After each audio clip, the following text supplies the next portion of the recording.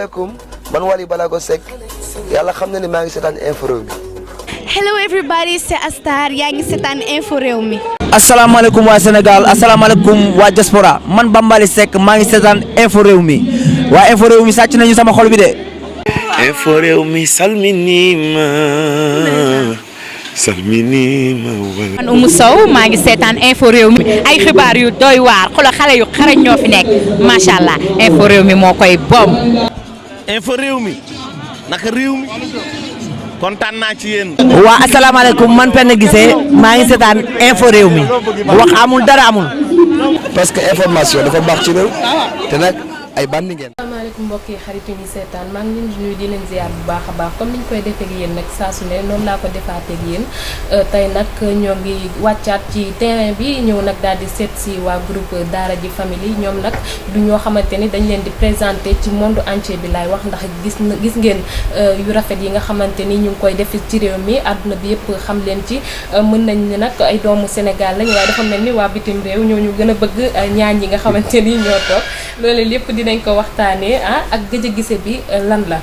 mbokk internet yi tey nag loolu laa leen indil di leen ziar bu baax a baax yéen ñi nga xamante ni yéen laa àndal muy Omar ak Kalidou maa ngi leen di nuyu bu baax a baax waa groupe Daara J Family ma daal di koy dooree ak ki nga xamante ni mooy Fada Feydi yaa ngi jàkkaarloo ko internetu info réew mi ma bàyyi la nga nuyoo ñoom. waaw asalaamaaleykum mbokk yi maa ngi leen di ziar ku ci ne sa tur ak sa sant. man la Fada Feydi donc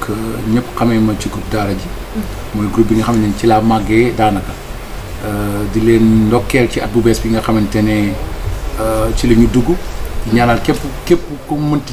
mënti doon ci Sénégal la nga xamante ne moom nga ngànk mu doon sa mbébét yàlla sottal ko ci jàmm yàlla may ñu tawfeex ak taysiir jaajëf. merci beaucoup wax ji rafet na jaajëfal naa la bu baax a baax waaye tamit ñu dem ci ki nga xam ni mooy Ndongo Ji moom tamit dafay defi set setal dëkk bi lu waral loolu waaye dama koy bàyyi mu daal di nuyoog internet yi moom ñu daal di dugg ci waxtaan bi Ndongo naa ngi. waaw maa ngi lay fay salaam info réew mi man la Ndongo Ji doomu ndeyu Fada Feydi xam nga. pare aussi xam nga soxeekoo ci Daara J. xam nga donc maa ngi leen di nuyu yéen ñëpp di leen ndokkeel ci at bu bees bi di ñaanal ñëpp jàmm salaam. di woo ñëpp nag ci comme set setal moo xew. na ñëpp set setal rek na jaay bañ a tilimal d'abord loolu laay wax nii dañ bañ a tilimal loolu. merci beaucoup wax ji rafet na ñu dooree ko ak lan moo waral turu Daara J Family. waaw lu ko waral turu groupe bi mooy li nga xam ne moom la ñuy mooy li yëngu ci ñun mooy li nga xam ne donte ay artistes lañ waaye maanaam concept lu boo xam ne buñ tàmbalee musique ba léegi mooy concept bi nga xam ne ci la ñuy wéyee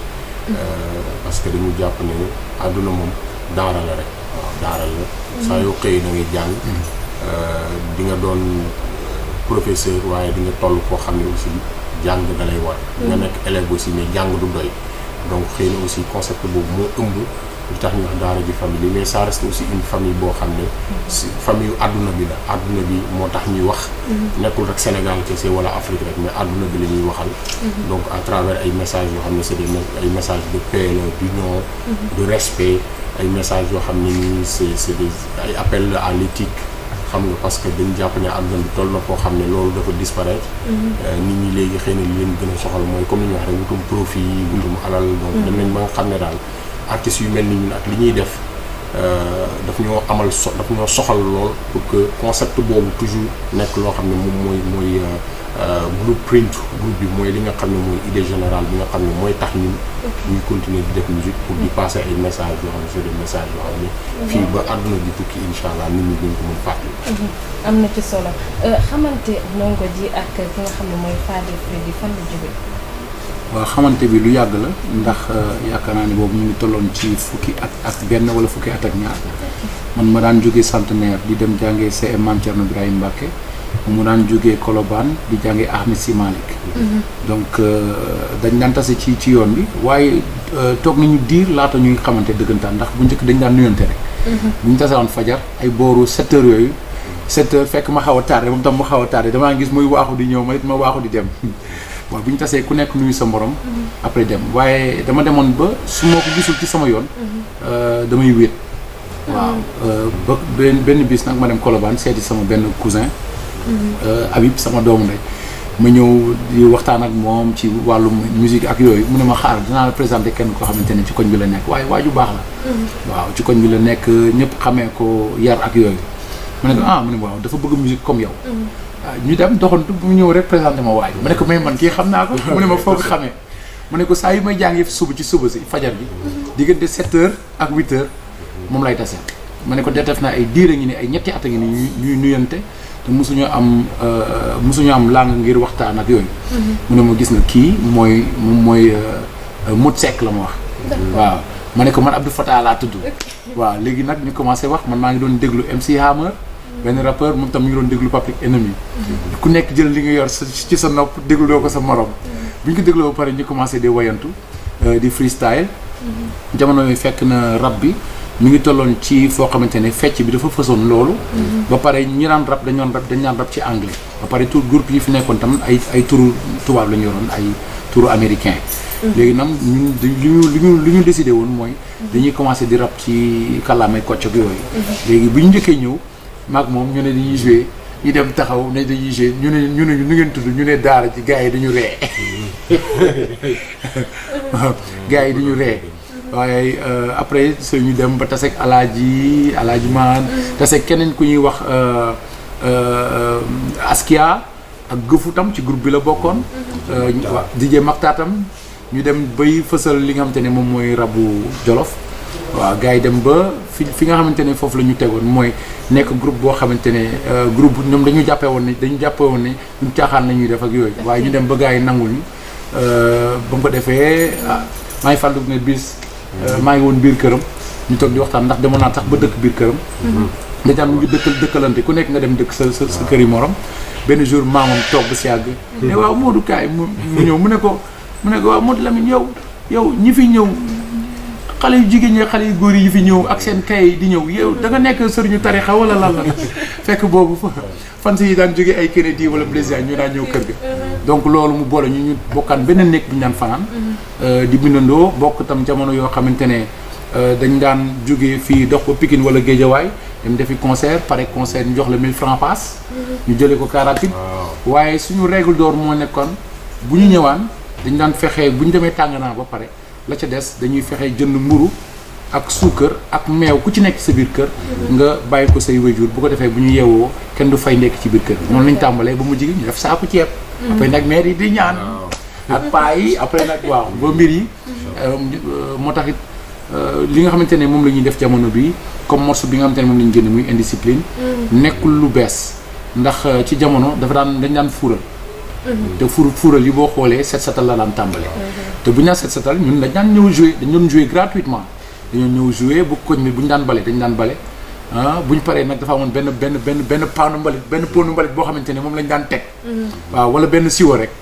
waaw bu ko defee dañ ko daan fuural bu mu fuur ku nekk la nga yor muy fukki dërëm muy ñaar dërëm. jamono yooyu tollu ñu woon fii dañuy wax ne jamono bii technologie dafa avancé. waaye jamono boobu la réew mi gënoon na set. waaw jamono boobu ba tey ñu koy ànd yàlla dimbali ñu ma def fee album solo moom mi ngi préparé bosam. yàlla méngale suñu xol yi. ba tey ñuy ànd ci teggin. ak yar ba léegi. sant yàlla. loolu la ñuy wax dara du hasard ndax daan tase beeg lépp boobu yàlla doon na ni yéene mujjee ànd dara du hasard comme ni nga ko waxee nii rek ma bëggoon ñu waxtaan ci aussi Alaaji Maan ndax instant bi est-ce que mën naa xam seen relation ak moom naka la demee. waaw suñu relation ak moom mooy relation doomu ndey relation jullit. ak moromu jullitam. donte léegi liggéey bi amatul. ñu ngi déggante ci jàmm. donc loolu rek mooy li nga xam ne moom la ñu mooy relation bi ñu am moom quoi déggante ci jàmm rek. bi muy dem sax maa ngi fàttaliku bi muy dem macha allah bi muy dem Màkka dafa ñu woo sax tàgguñu. donc mu ngi ci jàmm. donc voilà loolu daal laa ci mën a wax daal. dëgg la ndax loolu la ñuy wax ni ànd am na tàkkali ko am na waaye tamit jàmm day woy ba noppi tey ci li ñu gën a waxtaanee aussi mooy lu jëm ci wàllu musique hip hop bi naka ngeen ko gisee hip hop bi nga xamante ni moo duggee lépp dañ koy dund yéen nag. waaw hip hop bi de moom bëri na ay léegi dafa bëri na suñu maanaam scène bi dafa nekk benn scène boo xam ne bëri na ay acteurs léegi. waaw ay temps da nga daan dégg xëy na peut-être ay ñeenti groupe Dakar dégg ay benn banlieue mais léegi région boo dem am na ay artistes. région boo dem am na ay studio am na ay home studio fu nekk. donc nekk na benn domaine boo xam ne vraiment explosé na. nekk na nag aussi loo xam ne ndaw ñi bëgg nañ ko trop gis naa ni bëgg nañ ko boo demee ci réseaux sociaux yi fu ñu tuddee rappeur rek nga gis gars yi. xam nga coow li bari. xam nga dafa mel ni sax dafa mel ni sax rab bi léegi dafa jël place làmb ji sax ni mel léegi rab bi dafa nangu na bësu làmb ji tuuti quoi mais li may wax rek mooy que avec du recul on voit que voilà c'est li ñu bëgg mu nekk industrie ci tànk yooyu la gars yi nekk xëy na aussi il faudra faire attention parce que ñu bëri dañuy bàyyi xel le hip hop sénégalais boo xoolee ñu tax ñu bëri naw ko c'est parce que dafa am ay messages dafa am contenu boo xam ne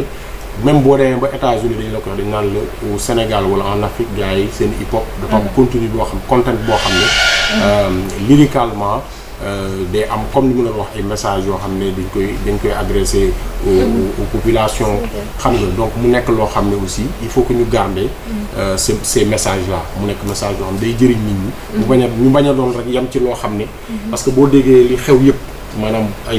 il y a beaucoup d'ego trip il y a beaucoup de clash entre guillemets donc loolu yëpp aussi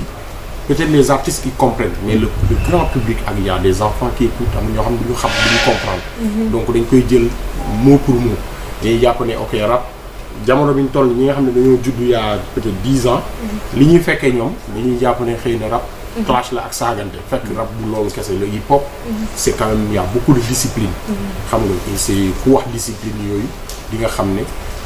dafa ànd ak respect ànd ak unity gars yi di wax mbooloo ànd ak love ànd ak peace loolu mooy base fondement yi nga xam ne moo tax ñuy wax hip hop mais rap benn pàcc la ci bu ndaw mais ñi nga xam ne peut-être récemment lañ ci dugg am na ñoo xam ne dañuy réeree mbir loolu donc le rap c'est vraiment une discipline assez large et je pense que en tout cas ñun en ce qui nous concerne on est vraiment dans un élan éducatif et j'aimerais aussi que tous les frères qui ñu bañ a fàttaloo. wax nga ko léegi rap bi dafa bëri ay classante yi ni mel mais dañuy faral di gis ne xale yi léegi xaw ma bëgg a siiw lañ ko tuddee xaw ma bëgg a jiitu dem ci kanam lañ ko tuddee ba tax na daal bu ñuy rap sax da ngay dégg que ni saaga yi ciy saaga mën naa ni boo toogee ak sa ay waajur doo nangoo déglu son yooyu ndax ay saaga est-ce que jàpp nga ni loolu bokk na. et pourtant boo xoolee même ñenn ñi ngay dégg ne ñu ngi peut-être saagante. boo xoolee des fois sax da ngay déglu seen texte yoo xam ne moo gën a am importance sax saaga yooyu moo tax nit ñi aussi moo tax li mooy li ma wax sànq il faut faire attention parce que après nit ñi loolu rek la ñuy retenir ils retiennent que l'aspect diw de wax na lu diw wala dal na ci kawam xam nga malheureusement le grand public malheureusement dañ toll jamono wax même en France peut-être aux États-Unis c'est différent parce que les États-Unis c'est un autre marché mais en France lu mel noonu am na fa mais c'est parce que ñoom am nañ industrie boo xam ne permettre na leen dañuy monétiser tey jii bu benn artiste dalee ci kaw benn artiste dañ koy monétiser xëy na en Afrique c'est un peu différent les artistes n'ont pas un certain statut mais loolu ci jàngat pour man nekk na loo xam ne c'est négatif dans la mesure où waajur yeeg ak ñi nga xam ne xëy na peut-être ñooy jël tey jii bu xale di dem concert ñoom ñoo koy jox passe pour mu dem bu ñu gisee ne affaire baa ngi xaw a indi beneen couleur wala leneen rek dinañ banque seen loxo te je pense que sur 10 Sénégalais ko ci waxal dina la wax li nga xam ne mooy dëgg daal mooy je pense que saaga yi amul benn apport amul benn plus-value ci art bi quoi lan mooy secret daara ji famille ndax gis nañu yéen ak ñeneen yéen a fi nekkoon mais ñooñu ñi dem nañ def ji moodu ñi dem bàyyi li nga xamante ni mooy rab bi lan mooy seen secret ba yéen a fi des ba léegi yéen a ngi doxal li nga xamante ni mooy liggéey bi. waaw yaakaar naa ne ku nekk li ngay def da nga ko war a jox gëdd bu mat sëkk. ak cër bu mat sëkk. musique bu fekkente ne koppar doo nga la ci tax a jóg. moo la ci tax a dugg mun nga dem foo xamante ne boo toogee gisoo ci la neex. da ngay dem xool fu koppar nekk. ñun musique bi nga xamante ne moom la ñuy def ñun moomuñu ko waaye moom moo ñu moom. parce que bu njëkk di nga woote dara mu dem ba loolu doon ba loolu mujj gi moo lay jiital maanaam dañu njëkk woote ne ñun ñooy daara ji te war a jàngu muy benn ñaareelu sas ki mooy dem ba message yi ñuy joxe moo am ñoo xamante ne dañuy woo muy ay couple wala ay famille entière yu ñëw ne ñun de ci seen way ci daara ji lañu fase sëy si lu ñu ubbee entreprise mi ngi mel ni bul xaar looy def ko ci morceau africain si la ñu xamee ñun ki ñu doon ba wàcc ñu suñu ànd ci seen message yëpp si la ñuy fexee ba defar ñun dañ leen di suivre mu mel ni da ngeen seen way bu nekk téere la mujj gi day nekk sas boo xamante ne yow moomatoo sa bopp waaye li da nga mi ngi mel ni rek da nga jébbali sa bopp askan bi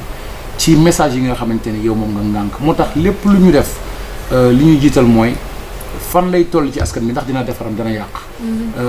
même bu nekkutoon mbirum xaalis dañu toll foo xamante ne gis xaalis ak ñàkk gis xaalis mission bi dafa war a continuer parce que dañu dem ba xam li nga xamante ne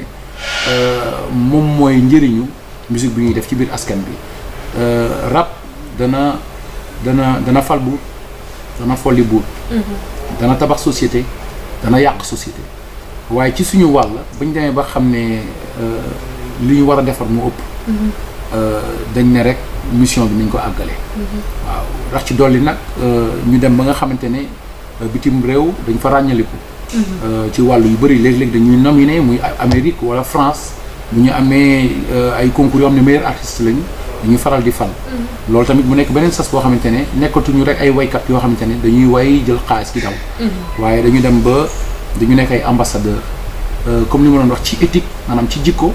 ak ci defarlu ak ci ndëgërlaayu Afrique ba tax fi mu nekk nii sas ki moo ëpp sas kooku nag bëgguñu ko wàcc ba tax na lépp loo xamante ne war na te ñu seetlu ko ci askan bi mu doon lu ñu war a waxtaane danañ ci bind danañ ko biral danañ ci wax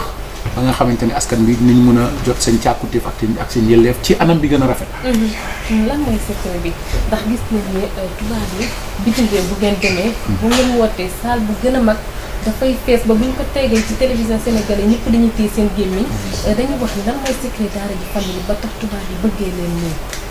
waaw xam nga musique moom musique di nga def musique boo xamante ne sa waa koñ ñoo ko moom.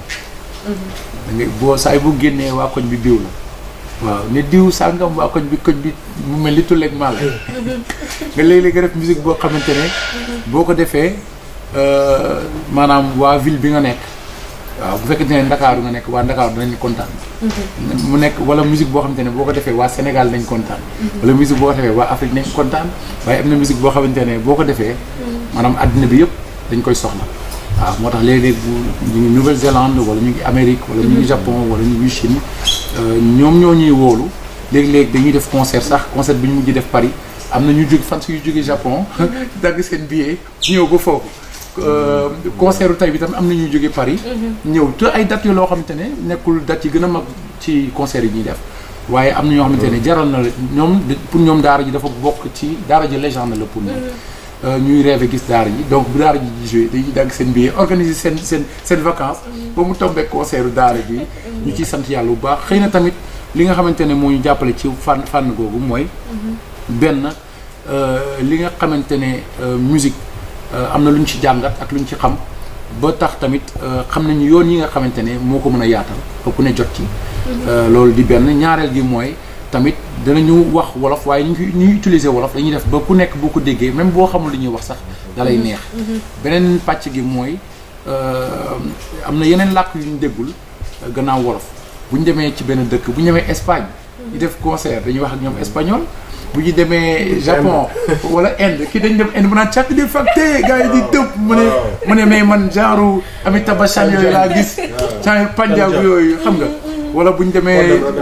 ngeen Japon di am ay mots yoo xam te ne da ngay jëflante ak ñoom di leen wax arigato gozaimasu di wax ak gars yi japonais yi di dégg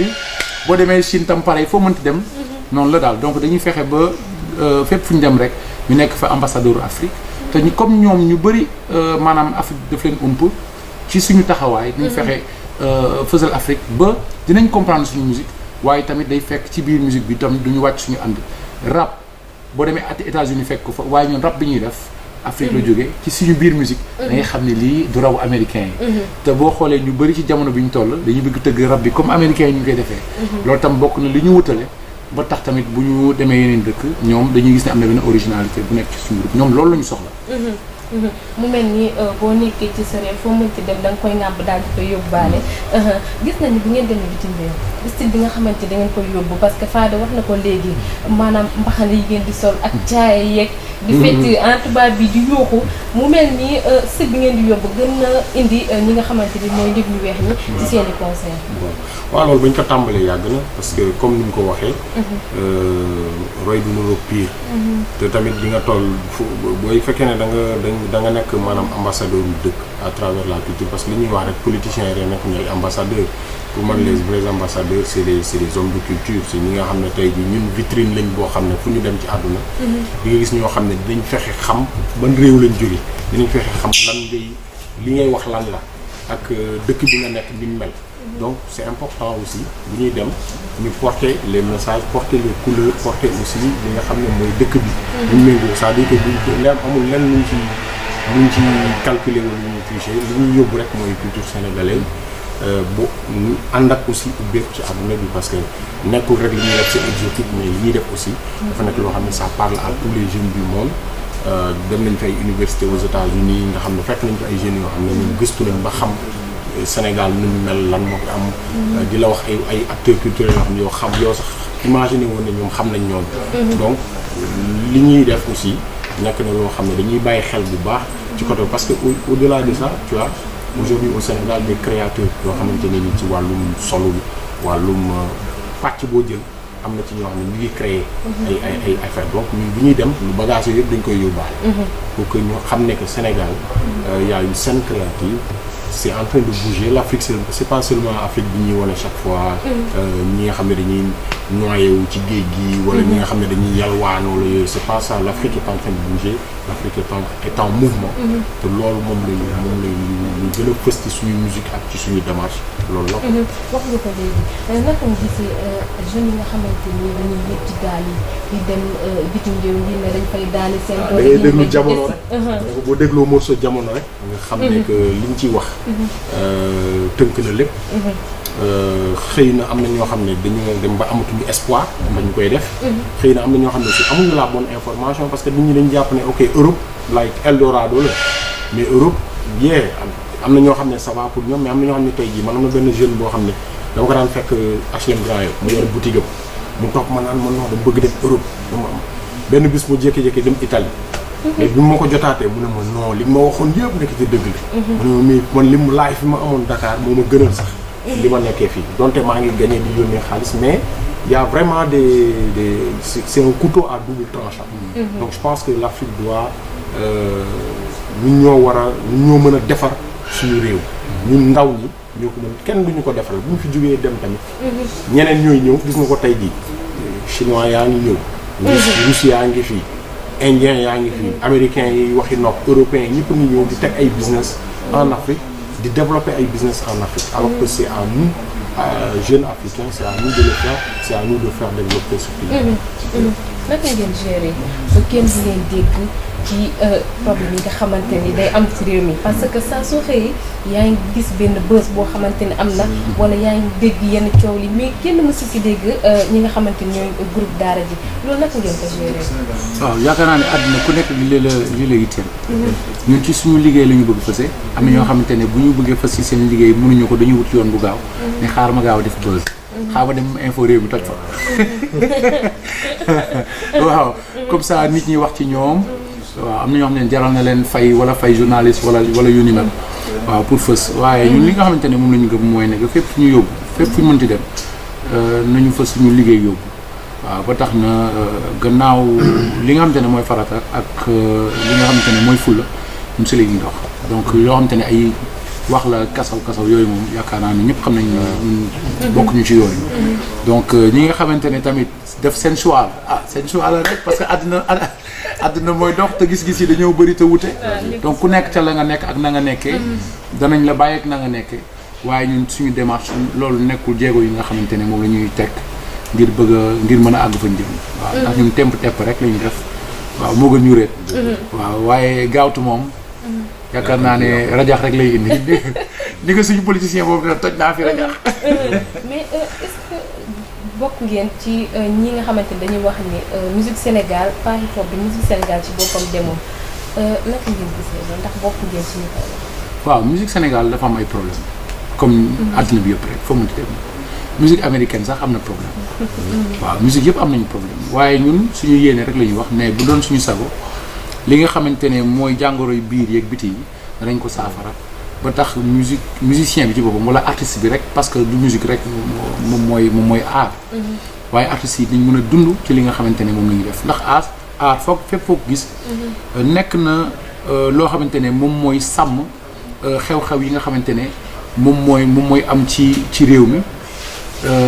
ci xarnu boobu ba pare di ko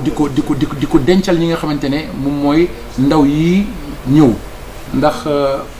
am na génération yi bu ñu ñëwee bëgg a am wéeruwaay pour xam fan la mag ñi tolloon li ñuy xool ci art bi maanaam ci dessin yi mu ngi mel ni architecture tam art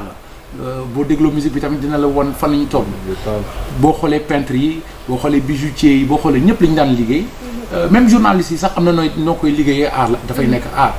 donc lépp loolu mooy li nga xamante ne mooy mémoire bi maanaam mooy dencukaay bi nga xamante ne bu ëllëg ndaw ñi ñëwee nañ mën a xam dañu mën a sukkandiku ci loolu mais ñi fi nekkoon démb de lii lañ fi bàyyi waaye nag dëgg la am nañu ay jafe-jafe yoo xamante ne jafe-jafe biir laak biti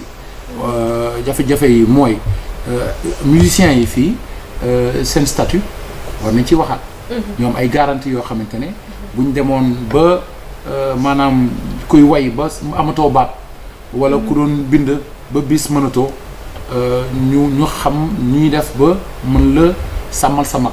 waaw ndax ñun dañuy joxe suñu ndaw dañ koy jox suñu doole suñu kattan dañ koy jox réew mi waaye artistes yu bëri bu ñu nee ba nekk mag da ngay gis ñu naan ñëw leen ñu ket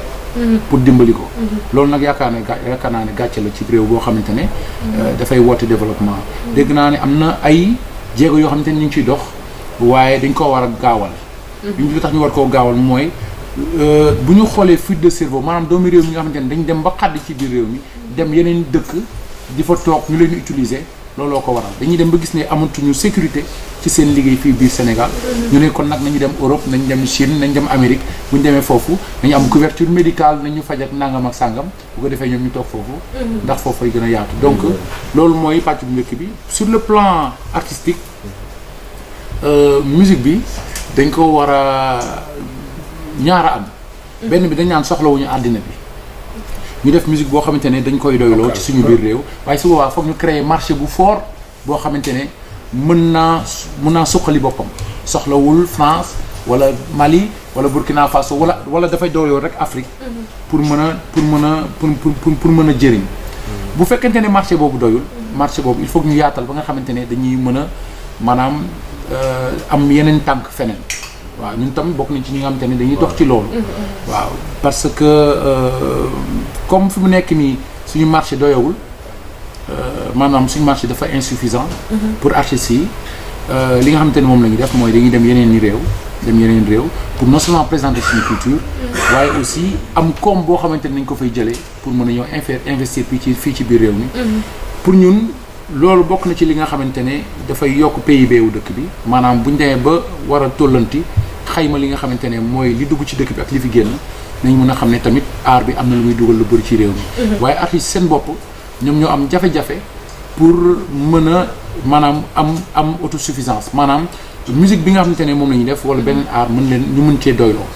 waaw donc pour loolu problème bi nga xamante ne mi ngi fi gars yi war nañu xoolaat tamit loo wax ñu ne la mbalax bi moo yàq réew mi mbalax bi fi lañ ko fekk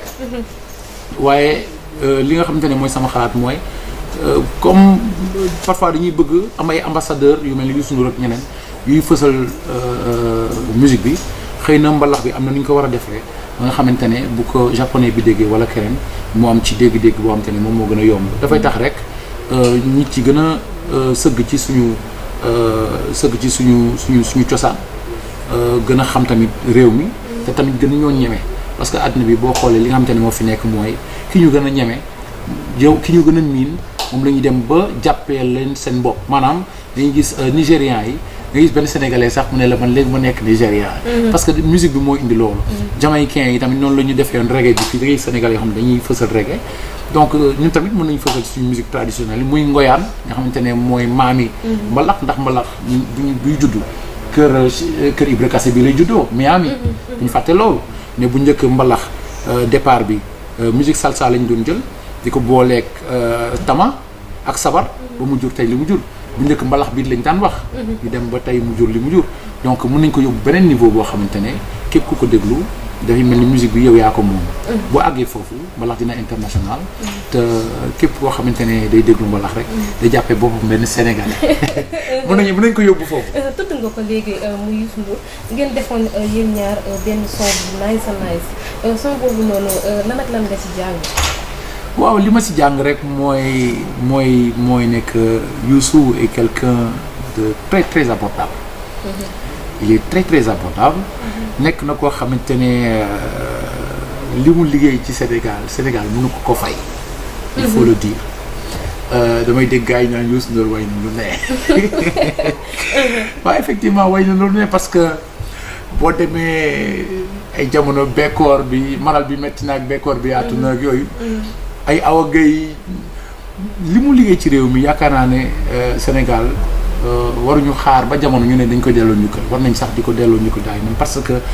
précurseur lu boo xamante ne musul bàyyi li mu tàmbale woon ba tey mi ngi ci ngoos di ci góob di ci bay te di yaatal entrepreneur la aussi donc way ak moom dafay nekk fierté rêve d'enfant la bu réalisé wu waaye tamit le fait que mu wóolu ma ba may ma ci li nga xamante ne mooy wàllu création bi mu ànd ceeg man donc daf may dooleel ci sama xam-xam ci musique wala xëy na sama xarañ ci musique daf koy dooleel daf koy approuver maanaam day mel ni tampon buñ ne waa léegi tamponné nañ léegi validé nañ fépp foo dem mën ngaa fësal li nga xamante ne moom ngay def donc pour man c'est important moom wala Johnny Hallyday wala Lenny Kravitz wala Ismaël Lo wala yeneen wala sax ndongo toujours da ngay xool ñi nga xamante ne ñoo la mag wala simplement Omar Pène bi nga xamante ne maa moom def nañ benn mbir boo xamante ne génnagul nag. maa ngi pré waaw ak Pape Birahim il est bien aussi. donc surtout Omar Pène le truc arrive clip bi rek moo ci des. donc nekk na mbir yoo xam nekk nañ ñoo xamante ne ak Baba Maal yi nga xamante ne on était à Washington. buñ la mayee fit daf lay dolli. ci nga xam sa responsabilité. parce que ñoom ñoo yor héritage musique bi bu ñu toogee ba may la ci lenge da nga war a xam ne yow am na lu la war ci askan bi parce que ñoom dañoo tette xëy na nag jot na ñu tamit ñu yaatal tette googu. ba ñi nga xamante ne ñooy génération bi ñëw. tamit ñu mën cee jot. am na solo ñu ñëw ci ki nga xamante ni mooy Ndongo Ji naka nga gisee Sénégalais yi di ñuy wax que ni waa Daara J famille yi ñoo dàkk rap ci Sénégal. waaw ñun nag moom xam nga booy compétir ak sa bopp wala booy compétir ak sa conscience. pour man loolu mooy vraie compétition. maanaam nekkul da ngay compétir parce que nga naan dama bëgg a mel ni diw wala dama bëgg gën a aay diw comprendre c'est-à-dire que fi ñu toll ñun su may bind du ma gis leneen lu dul xar kanamu borom bi xaw ma ndax yaa ngi dégg fi may waxee. rap nag nekk na loo xam ne comme ni ñu koy wax musique la boo xam ne am na compétition et tout ça mais ñu nekkatuñu ci ay affaire de compétition. parce que loolu de xëy na peut-être jamono bi ñuy dox mu may gunge may ñëw Colobane di dem Médina jamono jooju lañ doon dem ci ay cypher di dem ci ay nu ñu koy waxatee ay rap attack di freestyle di tàllal rek. waaw wala jéego ak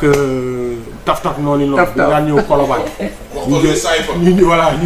alphabet bi di wax A B C D ba Z di freestyle loolu lañu daan def bon jamono bi nag xëy na bon compétition yooyu moom yaakaar naa ne li ñu soxal mooy di créer loo xam ne nit ñi fii ak 100 ans 200 ans bu ñu toogee di xool loolu wala ñu koy déglu rek dinañ mën a gis seen bopp ci loolu te dinañ ci mën a jëriñu daal donc foofu niveau boobu lañ toll. xam naa nag xëy na léeg-léeg nag ñu xaw a rëcc. dem ci ay cypher Galsen hip hop awards yooyu xaw a xam nga jël mic bi xam nga xaw a jaxase foofu ñëwaat donc léeg-léeg de temps en temps ñu def ko mais fi mu nekk nii dañuy bëggee rek. waaw loolu rek fi dee. mais fan si tamit dañuy kaas aussi parce que nekk waa daara di famille li ñuy toog Sénégal. bëriwul loolu fan si dañ koy kaas torop yaa ngi boole nit ñi xaaral ba noppi sax. mais xam nga affaire bi xam nga liggéey la aussi. dañu toll foo xam ne dañu am schedule dañu am planning boo xam ne am na ay dates yoo xam ne xam nañ ne par exemple 2020 bi. telle période ba telle période dinañ nekk Europe. telle période ba telle période dinañ nekk Afrique. ñun xam nañ ne fi mu ne nii par exemple fin janvier ba mi-février on est absent du pays. mais à partir de fin février mars avril ñu ngi Dakar. le 24 avril xam nañ ne dañuy jouer Bordeaux incha allah yooyu yëpp. c'est des plannings yoo xam ne teg nañ ko ba pare. te ku ko bëgg xam boo demee Google boo tapé rek di nga gis yenn dates yi quoi. donc suñu am nañ tànk Sénégal am nañ tànk ñu ngi fépp. waaw ay tas rufaat. ñu ngi fépp.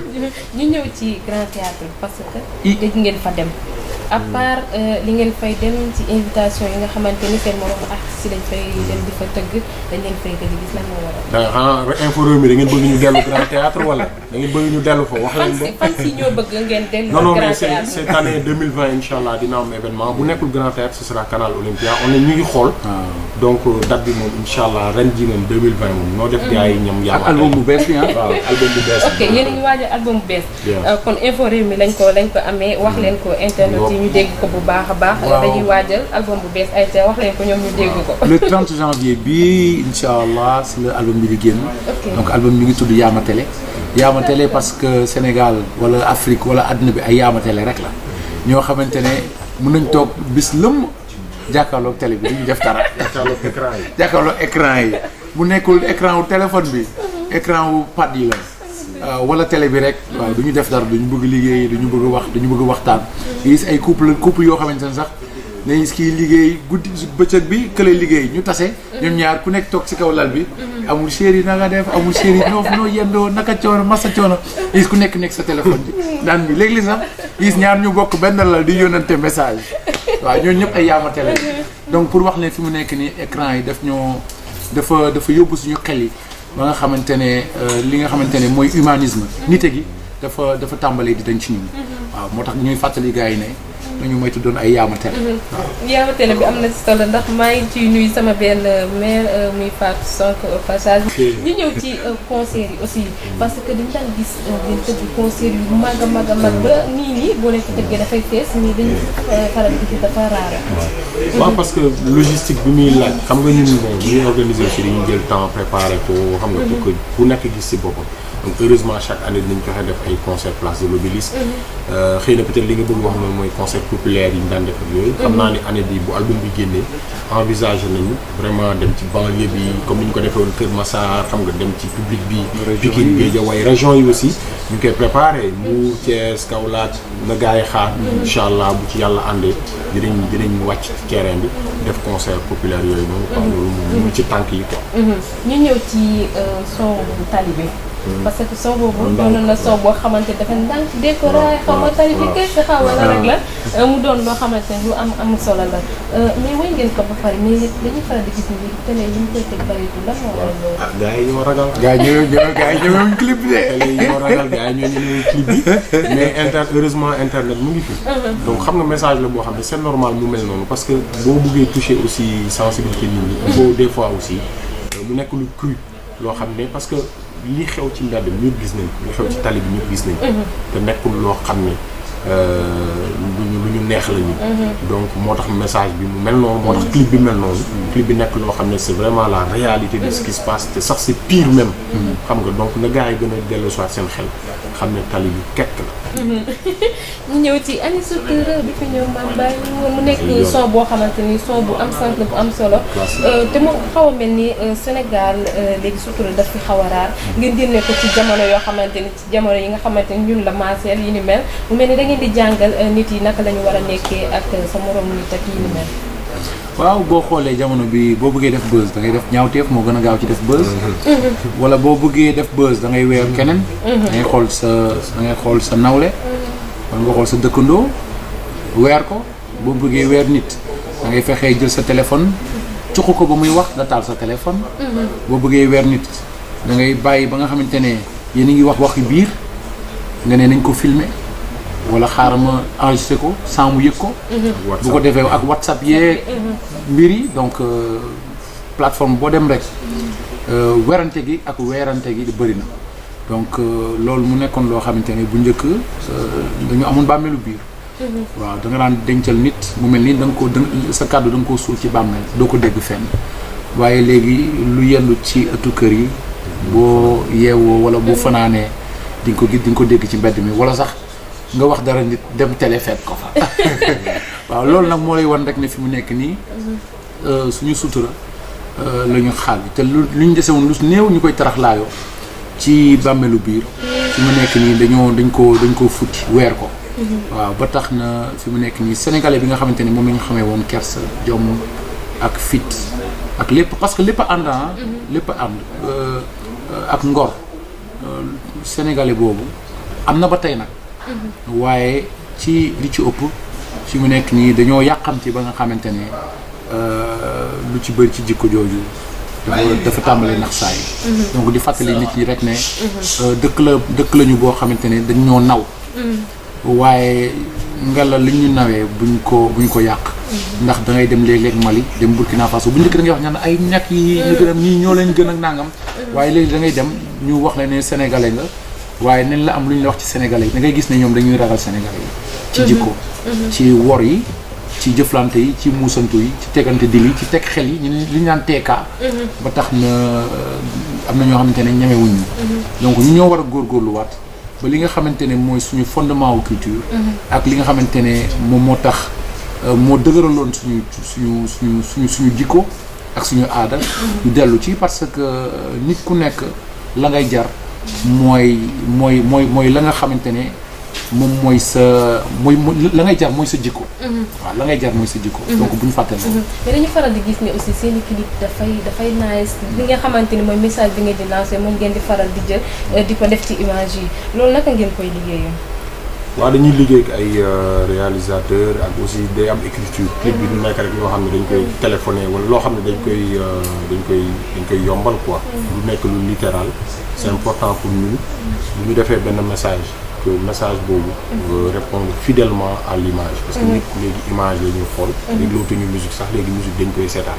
donc loolu tax ñuy insister bu baax ci clip yi c'est vrai que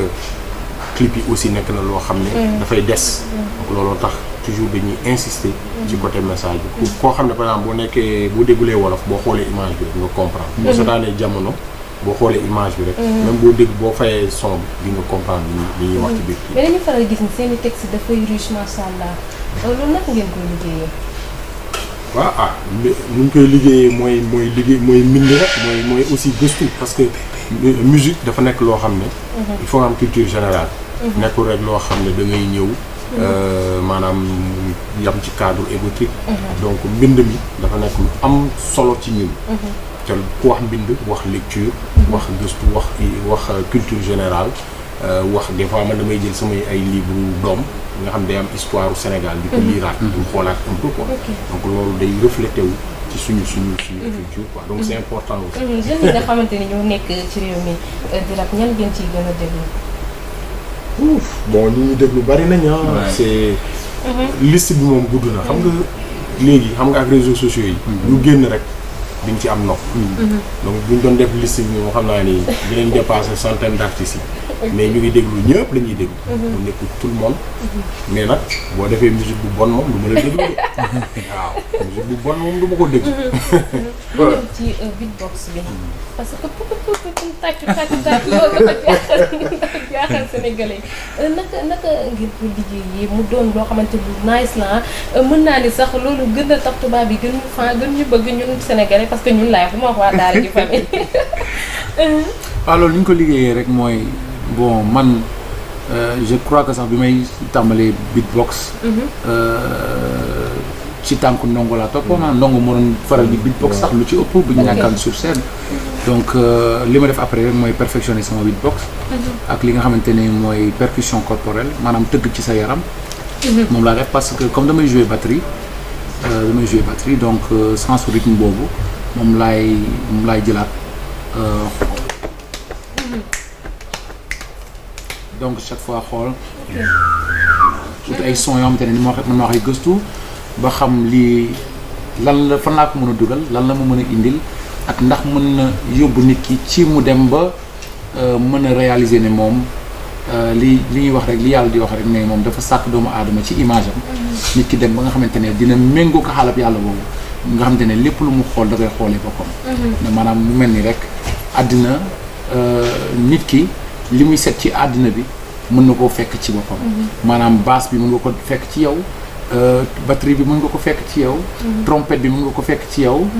ba ci loolu laa doon gëstu ba daj ko ma ne xaaral léegi dinaa ko fësal àddina bi daj ci te li ma seetlu mooy loolu su ma ko demee di def fenn dafay méngale nit ñi fàttali nit ñi ne ñun ñëpp doomu aadama ñun ñëpp ñoo bokk yaram nii la ñu yàlla bindee waaye ku ci nekk xëy na yaa ngi réere sa bopp day indiwaat nit yi ci xalaat ci xaatir ñoom ñooy kan ak li nga xamante ne mooy njëriñ doomu aadama est-ce que moom am na est-ce que xam na boppam waaw donc loolu taxoon loolu laa ci jublu woon ñaareel bi mooy ma fexee fàttali nit ñi ne machine yi ak technologie bi baax na waaye waruñu fàtte ne doomu aadama moo ko sookee te ñu dellu ci li nga xamante ne moom mooy humanité. d'accord am na sa solo en temps bi jeex na ba pare ñu ngi ñuy signalé waaye bëggoon naa aussi ngeen indi ñu leeral est-ce que li nga xamante ne ngeen ko doon def muy wàllum di jàppale jeunes yi pour wàllum produire yeeg yi ni mel ndax yéen a ngi ci projet yooyu ba tey. waaw ñu ngi ci projet yooyu ba tey mais c'est vrai que bi ñu demee tourner il y a 1 an et demi dañoo xawoon dañu arrêté woon production bi am na nag ay artistes yoo xam ne ñu ngi leen yor ba léegi ñu ngi leen di accompagner que ça soit ci ay arrangement ak ci yeneen domaine yeneen domaine yu bare donc xam naa ne incha allah fin 2020 2021 incha allah dinañ am yeneen produits yoo xam ne Voix Sacrée dina ko lancer. lan mooy projet yi 2020 bi. Yaama Télé. Yaama Télé rek Yaama Télé. loolu mooy projet 2020 donc ñu ngi ñaanal jàmm ñëpp. Info Rewmi. Big Up Love Respect. Ndongo D. ok waaw mais laata ngay tàggoo bëggoon naa nga indi ma tuuti leeral sa diggante ak Baye Mamour Insa Diop. diggante amu fa. diggante amul. Baye Mamour ñun ñooy Baye Mamour. ñun ñooy Baye Mamour diggante amu fa ndax. bu fekkente ni diggante yi am day fekk mu am ñaar. waaye ñun ñooy Baye Mamour Baye Mamour mooy ñu. am na solo. waaw ma bàyyi la nga tàggoog internet info Rewmi point com. waaw kontaan nañu trop di leen jaajëfal. di kontaan ci yéen di leen ñaanal ak jàmm. yal na yàlla setal Sénégal. ci biir sénégalais bi nangoo setal réewam. mooy yàlla ñu yokk jom ak conscience. ci xam ne Sénégal bu setee ñun ñoo ko setal bu njëkk dañ daan fuural waaye léegi dañuy xaar ba président bi ne day def journée set setal dañuy neexal pour que mbedd yi mën a set waruñoo xaar président ku nekk yow yaay sa président wu réew ku nekk yaay sa président wu koñ ku nekk yaay sa président wu kër na kër yi set waaye gëm naa ni sax li waral loolu mooy li ñu war a setal xëy na moom la ñu fàtte mooy xel yi mbalit yi ci xel yi ak xol yi fii léegi setaluñ ko day fës ci mbedd mi mooy li ñuy gis ci biti kon maa ngi ñaanal waa Sénégal yàlla na xel yi ak xol yi set ci mbalit yi nga xamante ne moo fi ne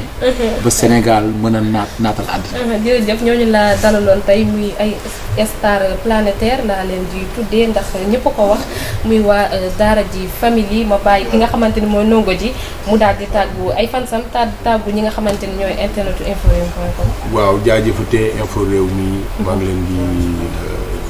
remercier bu baax a baax di remercier internet yëpp ñi doon seetaan ñu déglu ñëpp maa ngi leen di remercier Ndongo D la. Yaama Télé.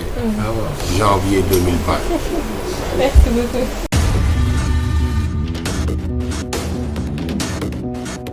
asalaamaaleykum man Wally Ballago Seck yàlla xam na ne maa ngi seetaan Info Rewmi. Hello everybody, c'est Astar yaa ngi seetaan Info Rewmi. asalaamaaleykum waa Sénégal asalaamaaleykum waa diaspora man Bambaly Seck maa ngi seetaan Info Rewmi waa Info Rewmi sàcc nañu sama xol bi de. Info Rewmi salminima wala. man Oumou Sow maa ngi seetaan Info Rewmi ay xibaar yu doy waar xoolal xale yu xarañ ñoo fi nekk macha allah Info Rewmi moo koy bom. Info Rewmi naka réew mi